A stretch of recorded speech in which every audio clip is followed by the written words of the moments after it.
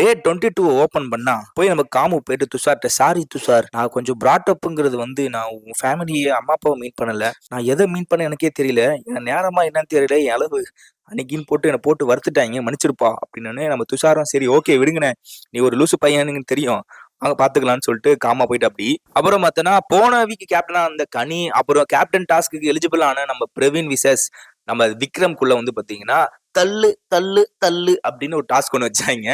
மாத்தி மாத்தி தள்ளிக்கணும் அப்படின்னு சொல்லி இதுல டாஸ்க் ஆரம்பிச்சோன்னு நம்ம கனி அவர்களுக்கு வந்து எந்த பொசிஷன்ல நினைக்கலாம்னு சொல்ல இது வந்து சீசன் 3ல நடந்திருக்கும். அதுக்கப்புறம் இப்ப நடத்துறாங்க.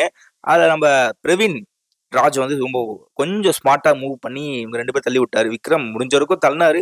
பட் அவர் தொப்பை மட்டும் தான் வச்சு தவிர்த்து அவரால் கொஞ்சம் ஒன்றும் பண்ண முடியல. பிரவீன் வின் பண்ணி இந்த வாரத்தோட கேப்டன் ஆவரா? நான் மட்டும் இல்ல, இந்த வீடியோ ஒரு ஆர்மி கேம்ப் தான் மாற போகுது. பிரவீன் கேப்டன் ஆனோடனே கொஞ்சம் மிலிட்டரி போர்ஸ்ல வந்து கொஞ்சம் எல்லாத்தையும் ரெடி பண்ணி போன வாட்டி கனி அவர்கள் பண்ண தவறுகள்லாம் நம்ம சரி செய்யணும்னு சொல்லிட்டு கொஞ்சம் ஒரு மாதிரி புதுசா ட்ரை பண்றாரு. நல்லாதான் ஆரம்பிச்சாரு. அதுக்கட்டியும் பாத்தீங்கன்னா நம்ம பாரு அவர்கள் உள்ள பூந்து நீ என்னடா ஆரம்பிக்கிறது, நான் ஆரம்பிக்கிறேன் பாடுறான்னு சொல்லிட்டு யார் கேப்டன் ஆனாலும் அவங்க அகெயின்ஸ்டா நான் பண்ணுவேன், நான் வந்து இந்த வீட்டுல வந்து நான் வந்து சுற்றி பார்க்க வரல, நான் சண்டை போட தான் வந்திருக்கேன் அப்படிங்கிற மாதிரி பார்வர்கள் இரிட்டேட் பண்ணிட்டு இருந்தாங்க. பாக்குற நமக்கே காண்டாச்சு உள்ள இருந்த பிரவீனுக்கு எப்படி இருந்திருக்கும். போன வீக் நடந்த பாட்டில் டாஸ்க்ல வின் பண்ண பிரவீனுக்கு வந்து பாத்தீங்கன்னா சூப்பர் டீலக்ஸ்க்கு போற பவரும் அப்புறம் வந்து நாமினேஷன் ஃப்ரீ பாஸும் கிடைச்சிருக்கு. இதையும் நீ வச்சுக்கிட்டு கேப்டன்சிக்குலயும் இருக்க முடியாதுப்பா. ஆல்ரெடி நீ கேப்டன் ஆனால உன்னை யாரும் நாமினேட் பண்ண முடியாது. அது தவிர்த்து சூப்பர் டீலக்ஸ்லயும் போக முடியாது. ஒண்ணு நீ கேப்டனாரு இல்ல சூப்பர் டீலக்ஸ்ல போ அப்படின்னு பிக் பாஸ் சொல்ல சரி ஓகே நான் கேப்டனாக இருந்துக்கிறேன், என்னோட இந்த பவரை வந்து பாத்தீங்கன்னா நான் கனி அவர்களுக்கு கொடுக்குறேன் அப்படின்னாங்க. கனிக்கு போனவனே நம்ம பார்வோட மூஞ்சி பாக்கணுமே அப்படி தீஞ்சு போச்சுங்க. அப்புறம் பாத்தீங்கன்னா நம்மளோட சூப்பர் டீலக்ஸ் விசஸ் பிக் பாஸ் இதுக்குள்ள வந்து ஒரு டாஸ்க் ஒன்று வைப்பாங்கல்ல, வார வாரம் வைப்பாங்க. இதுல யார் வின் பண்றாங்களோ, சப்போஸ் சூப்பர் டீலக்ஸ் வின் பண்ணிட்டாங்கன்னா நோ ஸ்வாப், ஆல்ரெடி சூப்பர் டீலக்ஸ்ல இருக்கவங்க அந்த லக்ஸரி அப்படியே வாழ்ந்துக்கலாம். சப்போஸ் பிக் பாஸ் வீட்ல இருக்கவங்க ஜெயிச்சிட்டாங்க அப்படின்னா ஸ்வாப் நடக்கும். பிக் பாஸ் வீட்ல இருந்து ஒருத்தங்க அங்க போவாங்க, அங்க இருந்து ஒருத்தங்க தூக்கி பிக் பாஸ்ல போடுவாங்கன்ற மாதிரி ஒரு டாஸ்க் நடக்க, டாஸ்க்ல வழக்கம் போல நம்ம பிக் பாஸ் டீம் தான் வின் பண்ணிச்சு. பிக் பாஸ் வீட்டாருக்கு வாழ்த்துக்கள். வின் பண்ணதுக்கு அப்புறம் ஸ்வாப்ல பாத்தீங்கன்னா இந்த வாரம் பிரச்சனையே இல்லாம வந்து பாரு ரொம்ப பிரச்சனை பண்ணனால காமா வந்து கலை அவர்களை தூக்கி இந்த சைடு போட்டாங்க. இந்த சைடும் வந்து சுபிக்ஷா அவங்க வந்து ரொம்ப இதுவாயிட்டாங்க, நம்ம வேணா ஒரு 3 வாரம் கிட்ட இருந்துட்டோம், இதுக்கப்புறம் நம்மளே இருந்தோம்னா அவங்களே கழுத்து வச்சு சொல்லி தள்ளிடுவாங்க, அவங்க தளத்துக்கு நம்மளே போயிடலாம்னு சொல்லிட்டு சுபிக்ஷா இந்த பக்கம் வந்துட்டாங்க. என்னடா இது வீடு நார்மலா போயிட்டு இருக்கேன்னு நினைக்கிறதுக்குள்ள ஒண்ணுமே இல்ல, ஒரு சிம்பிள் பிக் பாஸ் வீட்டுக்குள்ள இருக்கிறவங்களை வந்து சூப்பர் டீலக்ஸ் வேலை வாங்கணும்ல, அந்த வகையில வந்து நம்ம கனி அவர்களை போய் பாருக்கிட்ட வேலை வாங்கிட்டாங்கப்பா.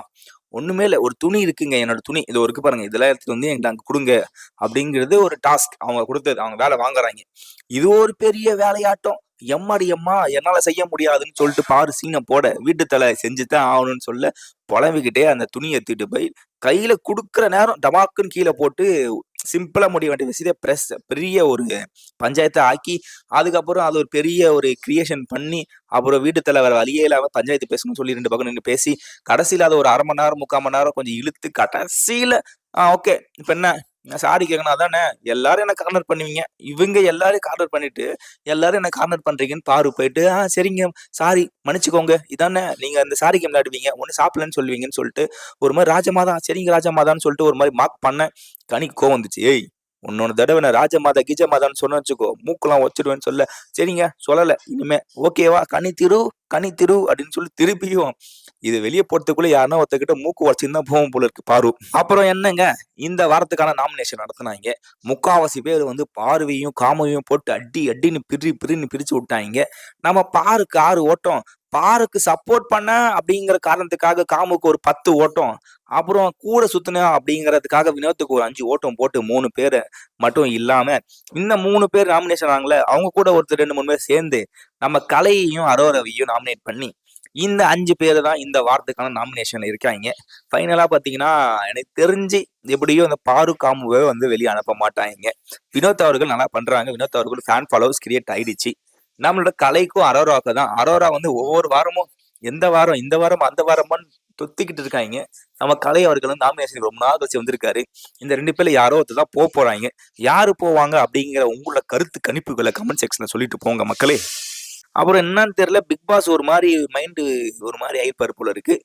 ஏன்னா இவனுக்கு ரொம்ப விட்டா ட்ரெஸ் எல்லாம் போட்டுக்கிட்டு கண்ட மாதிரி சுத்திட்டு இருக்காங்க. சரி ரைட், நம்ம என்ன ஒன்று பண்ணுவோம்னு சொல்லி எல்லாரும் லிவிங் ஏரியா கூப்பிட்டு, நீங்க வந்து போன வாரம் சிறப்பா செஞ்ச மாதிரி தெரியல, நான் என்ன பண்றேன், உங்களோட எல்லாரோட லக்ஸரியும் நான் புடுங்குறேன் அப்படின்னு சொல்லி அவங்களோட dress, makeup items, ring, chain, கீனு எல்லாத்தையும் உருவி ஒரு யூனிஃபார்மை கொடுத்து, இப்ப சுத்துங்கடா அப்படின்னு சொல்லி எல்லாரையும் ஒரே மாதிரி ஆக்கி விட்டா அப்படி. அவ்வளவுதான் மக்களே, டே 22 சம்பவம் முடிஞ்சு போச்சு. டே 23 உங்களை மீண்டும் சந்திக்கும் வரை உங்களிடம் விடைபெறுவது நான் உங்கள் விக்கி. Tata பாபாய், see you.